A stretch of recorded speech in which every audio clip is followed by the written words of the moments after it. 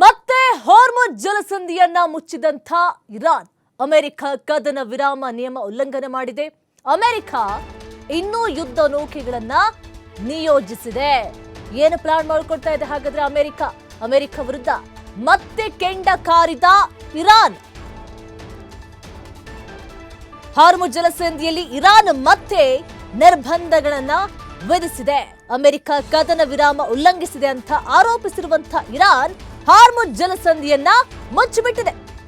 ನಿನ್ನೆ ಎಲ್ಲಾ ದೇಶಗಳ ಕಮರ್ಷಿಯಲ್ ಹಡಗುಗಳ ಸಂಚಾರಕ್ಕೆ ಹಾರ್ಮುಜ್ ಜಲಸಂಧಿಯನ್ನ ತೆರೆಯಲಾಗಿದೆ ಅಂತ ಹೇಳಿ ಇರಾನ್ ಘೋಷಣೆಯನ್ನ ಮಾಡಿತ್ತು. ಅದಕ್ಕೆ ಅಮೆರಿಕ ಅಧ್ಯಕ್ಷ ಡೊನಾಲ್ಡ್ ಟ್ರಂಪ್ ಧನ್ಯವಾದಗಳನ್ನು ಸಹ ತಿಳಿಸಿದ್ರು. ಆದ್ರೆ ಇವತ್ತು ಮತ್ತೆ ಇರಾನ್ ತನ್ನ ನಿರ್ಧಾರವನ್ನ ಬದಲಾಯಿಸಿಕೊಂಡಿದೆ.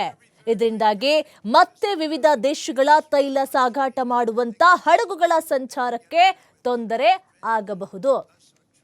ಅಮೆರಿಕ ವಿರುದ್ಧ ಮತ್ತೆ ಕೆಂಡ ಕಾರ್ತಾ ಇದೆ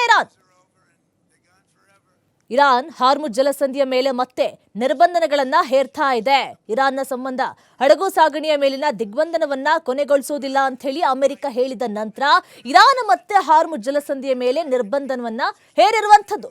ಇರಾನ್ ಬಂದರುಗಳ ಮೇಲಿನ ಅಮೆರಿಕದ ದಿಗ್ಬಂಧನ ಜಾರಿಯಲ್ಲಿ ಇರುವವರೆಗೆ ಹಾರ್ಮುಜ್ ಜಲಸಂಧಿಯ ಮೂಲಕ ಹಡಗುಗಳ ಸಾಗಾಟವನ್ನ ನಿರ್ಬಂಧ ಮಾಡ್ತೇವೆ ಅಂತ ಹೇಳಿ ಇರಾನ್ ಎಚ್ಚರಿಕೆಯನ್ನ ಕೊಟ್ಟಿದೆ.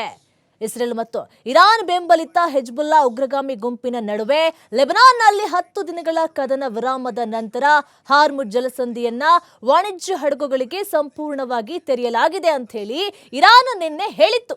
ಆದ್ರೂ ಇರಾನ್ನ ಹಡಗುಗಳ ಮೇಲಿನ ದಿಗ್ಬಂಧನ ಮುಂದುವರಿತೆ ಅಂತ ಹೇಳಿ ಟ್ರಂಪ್ ಪುನರುಚ್ಚರಿಸಿದ ನಂತರ ಇರಾನ್ ಅಧಿಕಾರಿಗಳು ಈ ಕ್ರಮವು ಕಳೆದ ವಾರದ ಕದನ ವಿರಾಮ ಒಪ್ಪಂದವನ್ನ ಉಲ್ಲಂಘನೆ ಮಾಡಿದೆ ಅಂತ ಹೇಳಿ ಆರೋಪವನ್ನ ಮಾಡಿದ್ದಾರೆ.